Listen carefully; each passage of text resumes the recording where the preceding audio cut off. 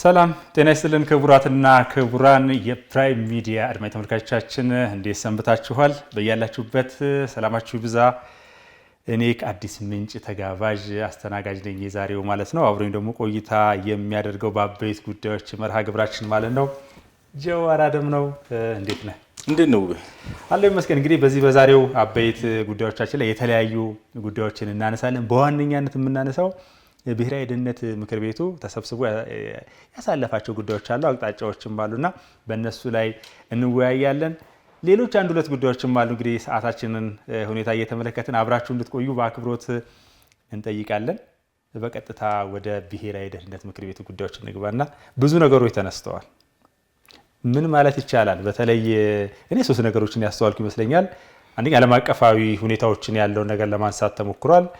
በሌላ በልኩ ደግሞ ልናመልጥ የማንችል ይሄ ቀጠና ጉዳይ ላይ ያሉ ነገሮች ተነስተዋል። ወደ ሀገር ውስጥ ጉዳይ ተገብቷል። አይቀሬው ጉዳይ እና ገፍቶ የመጣው ደግሞ የባህር በር ነገርም ተነስተዋል እና ብሔራዊ ደህንነት ምክር ቤቱ አጠቃላይ ነገሮች እንዴት አያቸው? ኮሬ ነገኛ እኮ ነው። ኮሬ ነገኛ ይሄ ኮሬ ነገኛ በነገራችን ላይ የሰላም የደህንነት ኮሚቴ እንደማለት እኮ ነው። የሰላም ኮሚቴ እንደማለት ነው። ኮሬ ነገኛ አለ እንደ ኮሬ ነገኛ ይሄው እኮ በቀደም የተሰበሰበው እኮ ነው። በአማርኛ ስሙ ሚዲያ ላይ በቃ የሆነ ነገር ሲፈጠር አሜሪካን ሀገር የጸጥታ ከ9/11 በኋላ የተለያዩ የሴኩሪቲ ሴክሬታሪዎችን ባንድ ላይ የሚያቅፍ ተቋም እንትን ነበር። የኮሬ ነገኛ አይነት ነው። በቃ የናሽናል ሴኩሪቲ ላይ ሪሰርች አድርገው ተወያይተው ውሳኔ ያስተላልፋሉ ማለት ነው። በአገሪቱ ወደ ፌዴራሉ ኮሬ ነገኛ ከመምጣታችን በፊት እንደ ጥርት እያደረግን እንሂድ እስኪ ጀዌ። በነገራችን ላይ አንደኛ ኦሮሚያ ላይ እንግዲህ እኔ እስከማውቀው ድረስ የክልሉ የጸጥታ ቢሮዎች አሉ። የጸጥታና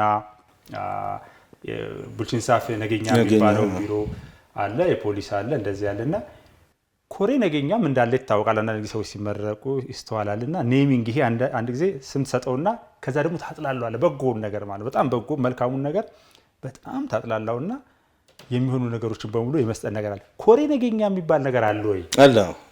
ኦሮሚያ ላይ አለ። ኮሬ ነገኛ የተዋቀረው ምንድነው የሚሰራው? ልክ አሁን በፌደራል ላይ እንደተዋቀረው ነው። በፌደራሉ ምንድነው የብሔራዊ ደህንነት ምክር ቤት የሚባለው በጠቅላይ ሚኒስትሩ አለበት።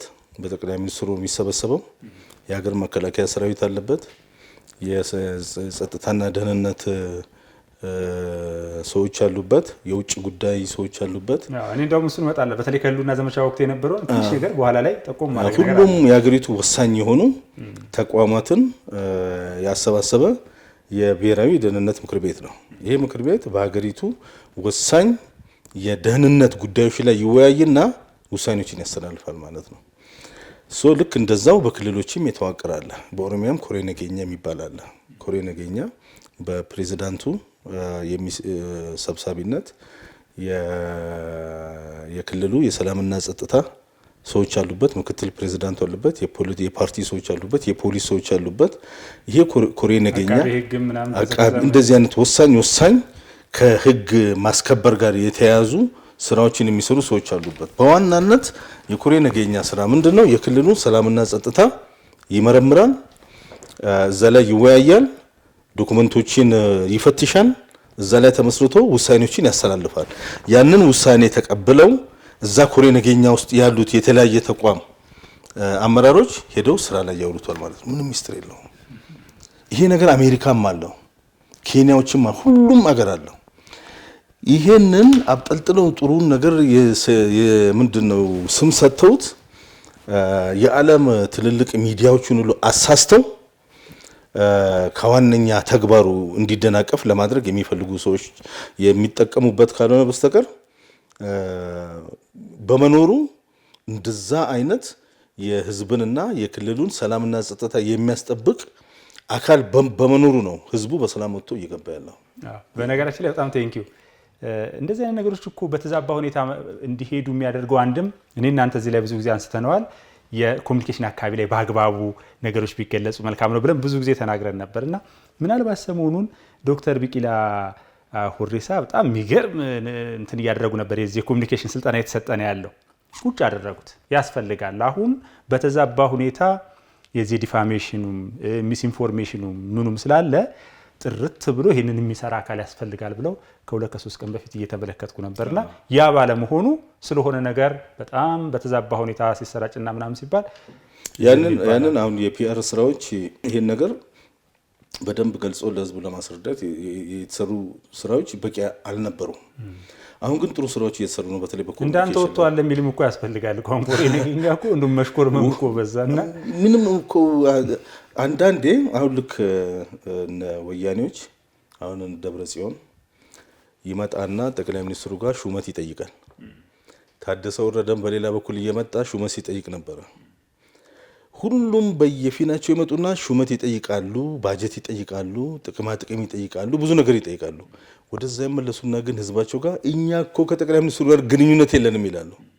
ልክ ከሀገሪቱ ጠቅላይ ሚኒስትሩ ጋር መገናኘት ታቡ እንደሆነ ነገር የሌለ ውስጣቸው ሌላ የሚናገሩት ሌላ እንደዚህ አይነት ነገር ይበዛል።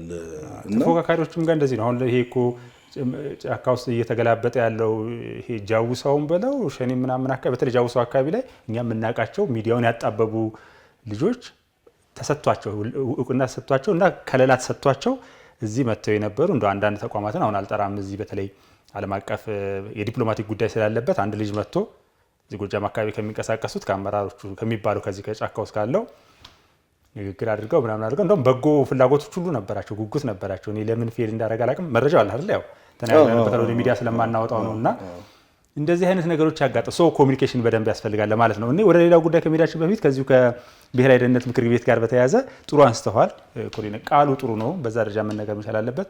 የህልውና ዘመቻው ወቅት ላይ ይሄው የብሔራዊ ሴኩሪቲ ካውንስሉ ነበር ብዙ ነገሮች ሲያደርግ የነበረ ክቡር ጠቅላይ ሚኒስትሩ ያሉበት፣ ክቡር ፊልድ ማርሻሉ ያሉበት እና የክልል ርዕሰ መስተዳድሮች ያሉበት ነውና ሰዎቹ ደብረ ብርሃን በሚቀጥለው ሳምንት ትግራዊት ትሆናለች እያሉ ብዙ ሰዎች ሲጨናነቁ ምናምን ሲሉ ይሄ ነገር ምንድን ነው ብዬ በአጋጣሚ ጠቅላይ ቦታ ነበርኩ፣ እዛ ሄጄ ነበር በአንድ ቀንና ፈገግ ብለው ተመለከትኩኝ አብዛኞቹን እዛ በአጋጣሚና ታውቀዋለህ፣ መረጃዎቹ በአግባብ ይኖራል። የጸጥታ ጉዳይን በተመለከተ ኢትዮጵያ ማለት ደግሞ የኢትዮጵያ ጉዳይ ብቻ ሳይሆን የቀጣናው ህልውና ኢትዮጵያ ላይ ተንጠለጠለ ነው። እውነት ለመናገር ኢትዮጵያ እኮ ዝም ብለህ የምትገፋት ሀገር አይደለችም እና ወደ በኋላ ላይ የምናነሳቸው ነገሮች አሉ። ይህ የደህንነት ምክር ቤት ጉዳዮችን ከወሰነ በኋላ ለሚመለከታቸው ክፍሎች ለውሳኔ ያሳልፋል ማለት ነው። ከዛ የሚሰሩ ስራዎች ይኖራሉ። ምክንያቱም የውጭ ጉዳይ ሚኒስትሩን አይታቸዋል። እዛ ላይ ምክትል ጠቅላይ ሚኒስትሩ ነበር፣ ሁሉም አለበት ነው። ያ ማለት ኢትዮጵያ እዛ መድረክ ላይ ነው የተመለከትናት እና እንግዲህ የቀጣናዊ ጉዳዮች ተነስተዋል። በጣም ወሳኝ መድረክ ነው። የኢትዮጵያ ሕዝብ ሊያውቅ የሚገባው ህልውናውን ከዛ መድረክ የሚወጡ ውሳኔዎች ህዝቡ ያለምንም ጥያቄ ተግባራዊ ማድረግ ነው ያለበት። ምክንያቱም እዛ ውስጥ ዳይቨርሲቲ ያለ አንደኛ የሁሉም ወሳኝ የሆኑ የአገሪቱ ከደህንነት ጋር የተያዘ ከዲፕሎማሲ ጋር የተያዘ ከሚሊተሪ ጋር የተያዘ ተቋምን የሚመሩ ሰዎች ናቸው እዛ ያሉት። እያንዳንዱ በእለት በእለት በሚያደርገው ተግባር ላይ ተመስርቶ ሪፖርት አለው ማለት ነው። እዛ ጋር መጥተው በደህንነት በኩል ምን ደረጃ እንዳለ፣ በዲፕሎማሲ በኩል ምን አይነት አመለካከት ነው ያለው በክልሉ፣ በዓለም አቀፍ ደረጃ ያለው አመለካከት ምን ይመስላል፣ በመከላከያ በኩል የመከላከያ ሰዎች የራሳቸው የሆነ እንትን አላቸው ሪፖርት አላቸው ወይም ደግሞ ትንታኔ አላቸው። ቀጠናውን በሚመለከት የዓለምንም ፖለቲካ የዓለምንም ወታደራዊ ፖለቲካ እንቅስቃሴዎችን የራሳቸው የሆነ ትንታኔ አላቸው። ይሄ ሁሉ ተሰብስቦ እዛ ቁጭ ብሎ ሰው ተወያይቶበት ይሄ በእንትን አይደለም። ይሄ ዳይቨርሲቲ እኮ በነገራችን ላይ አቅጣጫ ይመስለኛል። አሁን እኮ የመንግስትን አቅጣጫ ካየ እንዳልከው እዚህ የብሔራዊ ደህንነቱ ጋር ያለው ዳይቨርሲቲ የተለያየ ነገር ፓርቲውን ብልጽግና ስትመለከተው እኮ የአማራ ብልጽግና አለ፣ የቤኒሻንጉል ብልጽግና አለ፣ የብልጽግና አለ። ሁሉም መጥተዋል፣ ሀገራቸው ነው። ልክ ይሄ ወያኔ የሚባል አንድ ፓርቲ አራቱም ፓርቲዎች ጠርንፎ የቀጠለበት ነገር ተመቷል፣ ተሰብሯል አይደለ? በነገራችን ላይ አሁን እንደዛ እኮ ሊቀጥል አይችልም። ተረኝነት የሚለው እኮ ይሄ ቅድም ልክ ኮሬ ነገኛ ላይ እንደተዘመተ ሁላ ተረኛ የሚለው ነገር የመጣም ተረኝነቱ የኢትዮጵያ ተረኝነት ነው። ሎክ ቀደም ሲል እንግዲህ አፋርን ወደ ጎን ትተህ ሶማሌን ወደ ጎን ትተህ የሶማሌ ህዝብ ቁጥር እኮ የትግራይን ህዝብ የሚያክል ነው፣ ምናልባት ሊበልጥም ይችላል። የቆዳ ስፋቱን ተመልከተው። ቤኒሻንጉልን ትተህ ምን ብለህ አጋር ብለሃቸው እነሱ ዳር ቆሞ ችቦ ይዘው አንተን ወይንም ደግሞ ሻማ ይዘው አንተን ራት የሚያበሉ አድርገህ በሀገሩ ጉዳይ ባዕድ አድርገው የነበረበት ነገር ተሰብሯል ይሄ ነገርና ምናልባት ሽመልስ አብዲሳ ምንድነው እሱ በሰበረውን ቦታ ማንን ያሉት በእርግጥ ያንን ነገር ብሎ የነበሩት የሰበረውን እውነት ነው። አሁን አንዳንድ ይብን እዚህ አካባቢ ያሉ የፖለቲካ ሰዎች አሁን ዲፌንድ ሊያደርጉ ይሞክራሉ። እንደዛ ማለቱ አይደለም ይላሉ። ሰሞኑን የሆነ እንትን የሰበሩን ሰዎች ሰብረናቸዋል። ይሄ እውነት ነው፣ ምንም እንትን የለውም። ግን እነኚህ የሰበሩን ሰዎች እነማን ናቸው? ለምንድን ነው ጉዳዩ የማይመለከታቸው ሰዎች እኛ ነን የሚሉት ብቅ የሚሉት? አይ ስርዓቱን እናንተዋ ትክክል ነው እኮ እኔ አይ ግልጽ ካልሆነ ሚዲያ ላይ ያለውም ዝም ብሎ መንጫጫትና የሚያደርገው ነገር ስለሆነ እንጂ ሉክ እንምጣ እስኪ አሁን ይሄ ፊውዳሉን እንመልከተው፣ ፊውዳላዊ ስርዓቱን እንመልከተው። በሁለት ነው የሚከፈለው፣ የጭሰኛ ስርዓትና የገባር ስርዓት ነው እንትን ያለው። ሰሜኑ ክፍል ገባር ስርዓት አልነበረም። ጭሰኛ ማለት ምን ማለት ነው? በሌላ አባባል መሬት አለው አበበ ከበደ ጫላ ዋሶ የበረዛ አካባቢ ያለው ሰው መሬት ይኖረዋል። እዛ ሄደህ ተቀጥረህ ምን ብለህ ትሰራለህ? ሳትፈልግ አሻፈረኝ ብለህ አልተመቸኝም ብለህ ትሄዳለህ። የጭሰኛ ስርዓት ማለት ያ ነው። የገባር ስርዓት በደቡብና በኦሮሚያ ላይ ብቻ ነው የተደረገው። ያ የገባር ስርዓት ደግሞ 37 የሚባል ነገር አለ። ይመጣል፣ ያንተ አካባቢ ነው፣ አንተ ላይ መጥቶ አናተ ላይ ይቀመጣል። 70% ከምታመርተው ለሱ ማስገባት መቻል አለብህ። አንተና ልጆች እያከካችሁ 30%ን እያደረክ ተሰብረ ትኖራለህ ማለት ነው። ስለዚህ ይሄ ነገር እኮ በነገራችን ላይ መቼ ነው የተሰበረው ከተባለ የ66ቱ አብዮት በአናቱ ተክሎታል። ያን ደግሞ ሲደረግ ከዛው የፊውዳል ልጆች ጭምር ዩኒቨርሲቲ መግባት እድል ያላቸው ኢፍትሃዊ ነው ብሎ ያመኑ ሰዎች ጭምር ነው ብለው ተሰብሯል። ያ ስርዓት ምንም ጥያቄ የለውም። እንደ አንዳንድ እኮ በጣም ጥጋብ ያላቸውና የታሪክ ምሁሩ የታሪክ ተመራማሪው ምናምን የሚሉ ሰዎች እንትን ቋንቋ ከሚናገረው ይልቅ የሚነዳው አህያ ነው ቀድሞ የገባው እያለ ተሰብሯል። ያ ወደድክም ጠላም ተሰብሯል። አመጣዋለሁ ብትለኝ አልሰማህም ነው። እኔ አሁን እውነትህን ነው። አሁን እዚህ ጋር ጉዳዩ የሚመለከታቸው ሰዎች ኦልሬዲ ተሰብረዋል። የሰበራቸው የህዝብ ትግል ነው፣ ምንም ጥርጥር የለውም። አይተናል። የኃይለ ሥላሴ ጀምሮ የደርግን ወያኔን ነቅሎ ወያኔ ህዝቡን ሰብሮት ነበረ። 27 ዓመት ኦልሞስት ህዝቡን ሰብሮ ላዩ ላይ ተቀምጦ ሲዘርፈው ነበረ። ያንን ገልብጦታል። የህዝቡ ትግል ተሰብሯል። ያ የሚገባው ምንድነው? እሱ አብሮ የበላ አብሮ የዘለለ አብሮ የጨፈረ ውብሸት ይገባዋል። ለምሳሌ ወያኔን ሰብረነዋል፣ የወያኔን አስተሳሰብ ሰብረነዋል። ውብሸት ለምሳሌ እኔ ሀገር ኢትዮጵያ ስል ኢትዮጵያ ቅድም ያነሳውልህን 80 ብሔር ብሔረሰቦችን 80 ቋንቋ የሚናገሩትን ኢትዮጵያ ብዬ የማስበው የመንደሬ ልጆች አይደለም። እኔ ኢትዮጵያ ብዬ ሰርተፊኬት አድዬ አላቅም። ወያኔ ለምሳሌ እኔ 8 ዓመት በእስር ቤት ሲያቆየኝ ምንም ምልህ የፖለቲካ ፓርቲ ውስጥ አልነበርኩም፣ ምንም ጥፋት አልነበረ፣ ወንጀለኛ አልነበርኩኝም። ስለዚህ ወያኔ ስርዓት ተሰብሯል። እኔን አሁን ነፃ አመለካከት ስለያዝኩኝ ሊይዘኝ የሚችል ከሞከረ ሰብረዋለሁ። ያንን አመለካከት ክፉን ነገር ነው የምሰብረው እንጂ ማህበረሰብ የሚባል ነገር የለም። አፍተር ኢትዮጵያ ውስጥ እኮ እናውራ ከተባለ እንደው ሌላ ጊዜ እንመጣበታለን እንጂ እንደው ዝም ብለን ቡድንና ቀረጢት እየፈጠርን እንነጋገራለን እንጂ ለዓለም መሰረት የሆነ ሀገር ላይ ነው ያለንና ሰው ከዚያ ስለ ብሔራዊ ደህንነቱ ምክር ቤቱ ተመለሰልኝ። ይሄ ብሔራዊ ደህንነት ምክር ቤቱ ነገር ያነሳው ሀገራዊ ጉዳዮች ተነስተውበታል። በጣም ትልቅ ነገሮች የተነሱበት ነው እና ይሄ ነው ለማለት ነው። በህልውና ዘመቻ ወቅት እንደዛ አድርጓል፣ ብዙ ነገር አድርጓል። የባህር በርም ተነስቷል። ጀምሮ ወደ ጎን ሊደረግ የሚችል ነገር ነው ባህር በር ሁሌ መነሳት ያለበት ሁሌ መነሳት። አሁን አንዳንድ ሰዎች አሁን ጊዜው ይሄ አይደለም ይላሉ። ትክክለኛ ነው ይላሉ። የባህር በር ጥያቄ ማንሳት መንግስትን ለመቃወም የሚፈልጉ በተለይ ከዲያስፖራ እንትን የሚሉት ትክክለኛ ጥያቄ እስከሆነ ድረስ ትክክለኛ ጥያቄን ለማንሳት ሁል ጊዜ ትክክለኛ ጊዜ ነው። ለምንድን ነው ጊዜ የሚመርጡት? በእውነት ለዚች ሀገር አስቀድመው የሚያስቡ ከሆነ እነኚህ ሰዎች እና የባህር በር ምንም እኔ እንደውም ማንም ሰው ኢትዮጵያ ውስጥ አሁን እኔ የማልደግፈው የማልፈልገው ጠላት የሆነ የገደለኝ መንግስት ራሱ ስለ ኢትዮጵያ ባህር በር ቢነሳ እኔ የማስበው ለሚቀጥለው ትውልድ ነው። ይሄ ነገር እኮ ምናልባት የባህር በር ለኢትዮጵያ ተሳክቶ የባህር በሩ ተከፍቶ እኛ እኮ ዛሬ ላንጠቀምበት እንችላለን።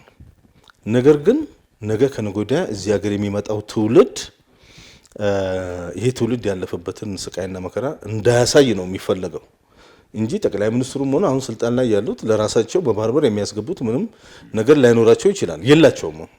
ለሀገሪቱ ነው፣ ለኢትዮጵያ ነው። ካሁን በፊትም በተደጋጋሚ እንደምናነሳው በኢትዮጵያ ስም ምለው ሲገዝቱ የሚውሉ ሰዎች እዚህ ፖይንት ላይ ሲደርስ ለምንድን ነው ቋቅ የሚላቸው? ለምንድን ነው የኢትዮጵያን የባህር በር ተጠቃሚነት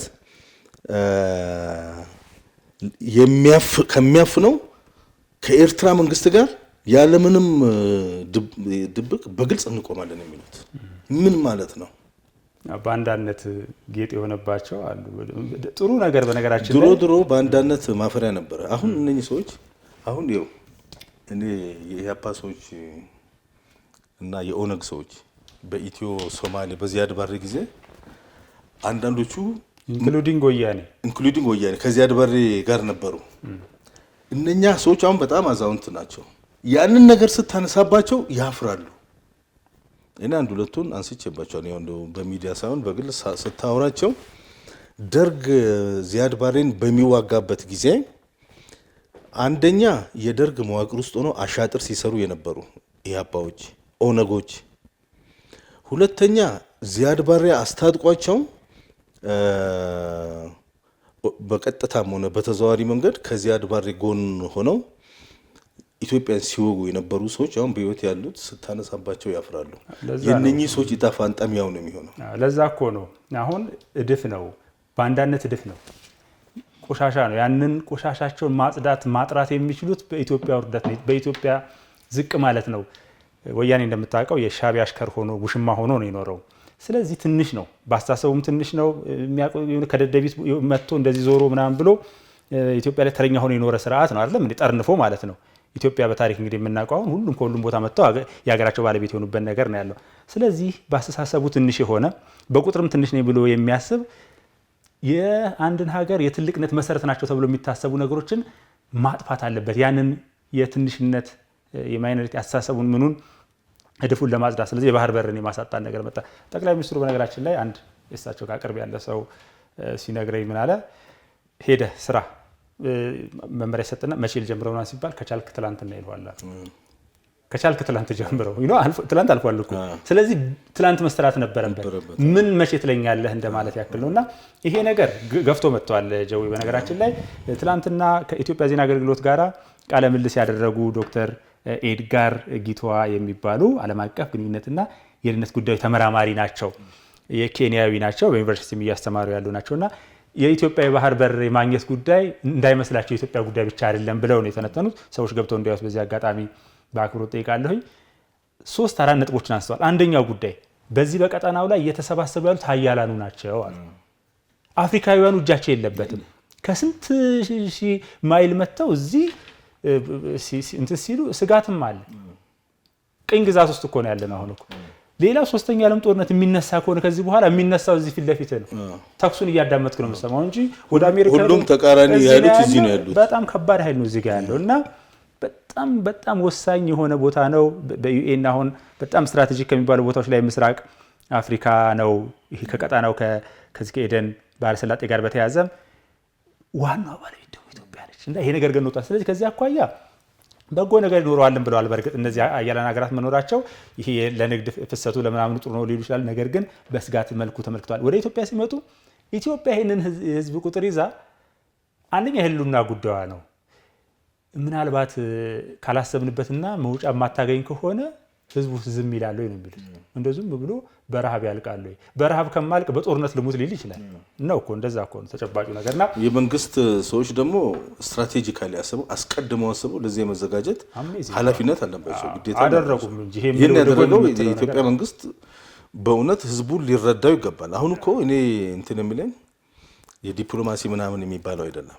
አሁን አሜሪካ እንደዚህ ያለ ምናምን የአሜሪካ መንግስት ሲጀመር ከመንግስት ጋር ነው የሚሰራው።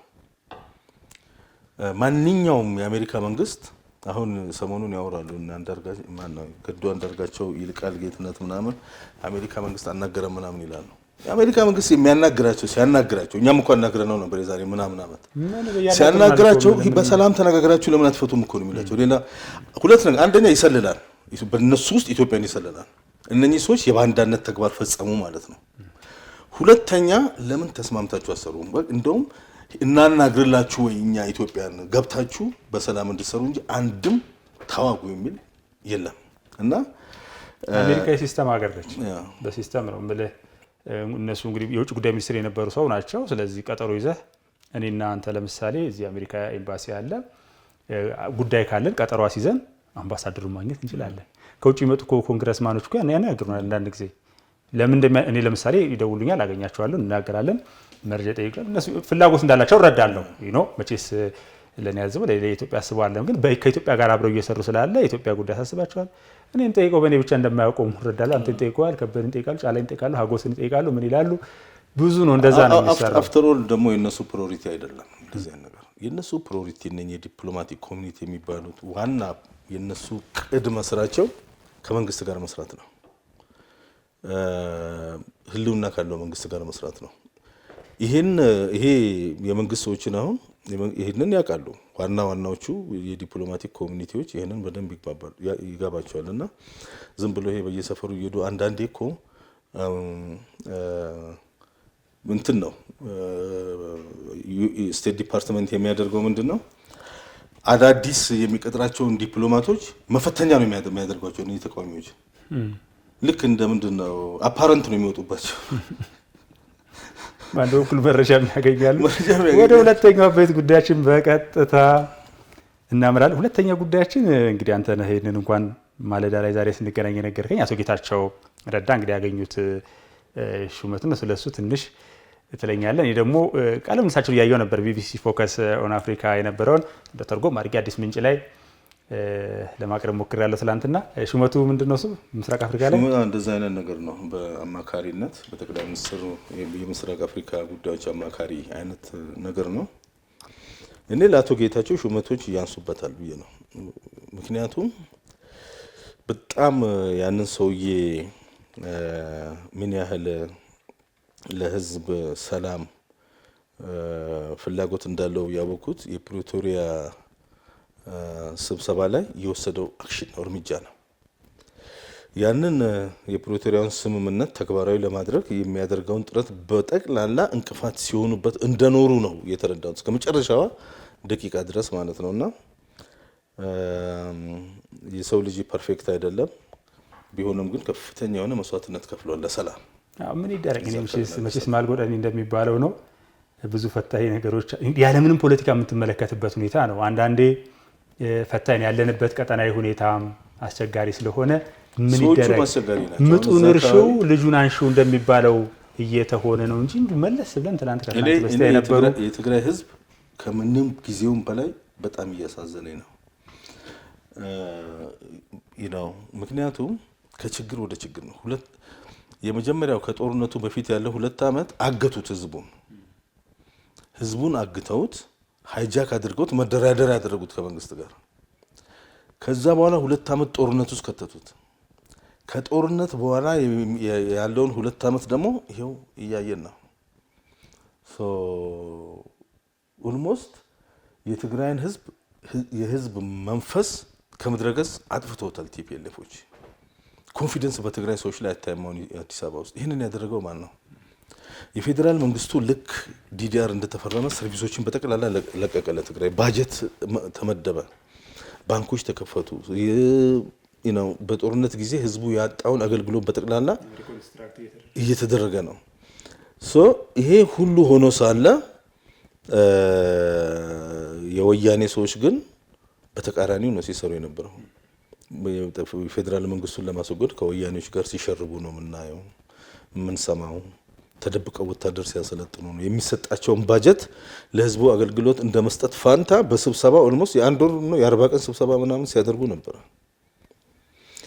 ምንድነው ያሰቡለት ለዛ ህዝብ? እውነት በጣም ያሳስባል። በነገራችን ላይ በዚህ ጉዳይ ላይ መቶ ነው ካንተ ጋር መስማማው።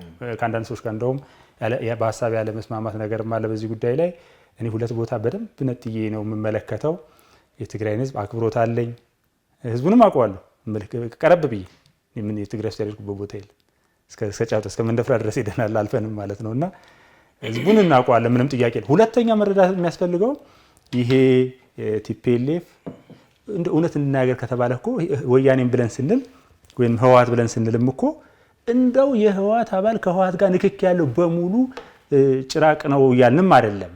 ግን ጭራቁ ቡድን እንደፈለገው ብዙ ጉዳት አድርሷል ለማለት ነው እንጂ አሁንም ህወሓት ውስጥ ሆነው የህወሓት አባላትም ሆነው የህወሓት አመራርም ሆነው በጎ ነገር ሰዎች ናቸው እኮ ማለት የሰው ስብስብ ነው ስለ ሰው ስብስብ ነው ያወራን ያለነው ህዝቡን ግን 100% ነጥዬ ነው የምመለከተው ሊታገዝ የሚገባው እነዚህ ሰዎች እኮ ኢትዮጵያን 27 ዓመት እኮ ቀጥቅጠው የባህር በር አሳጥተው ልጆቿን አስረው ገድለው አሰድደው ምን ብለው ዘርፉ እንደ አዲስ አበባ አይነት ከተሞች ላይ አስፋልት ላይ ፎቅ ገንብተው እምልህ ትላንትና ለዋጭ ሲል ቆይቶ በሚቀጥለው ሳምንት ግራውንድ ፕላስ 10 እንትን ገንብቶ የምታየው የሌባ ስብስብ ነው የነበረውና ይሄ በጣም አደገኛ ቡድን ነው ተሰባስቦ ጌታቸው አሰፋ እኮ ነው የሀገሪቷን ብሔራዊ ደህንነት ይመሩ የነበሩ ቀጥቃጮቹ 99% ደግሞ የሀገር መከላከያ 99% እነሱ ይዘው ቢሮክራሲው 99% ይዘው የፖለቲካል ኢኮኖሚክ ዲፕሎማቲክ ካፒታሉ 99% ይዘው የነበሩ የገዳይ ስብስብ ነው ህዝቡ ላይ የትግራይ ህዝብ ላይ ሄዶ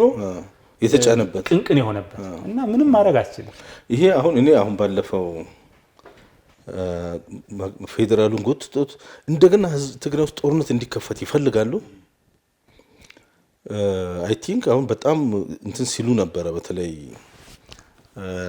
የፌደራል መንግስቱን ጦርነት ውስጥ እንዲገባ ትግራይ ውስጥ ጦርነት እንዲነሳ የነሱ ፕሮፓጋንዳ ሰዎች በጣም ሲያራግቡ ነበር ግን ያንን የፌደራል መንግስቱ አላደረገው በብስለት ነው ያየው የፕሬዝዳንት ለውጥ ተደረገ አሁንም የፕሬዝዳንት ለውጥ የተደረገው ለትግራይ ህዝብ ጥቅም እንዲሆን ተብሎ እንጂ ወያኔን ለማሽሞንሞን ተብሎ አይመስለኝም ህዝቡ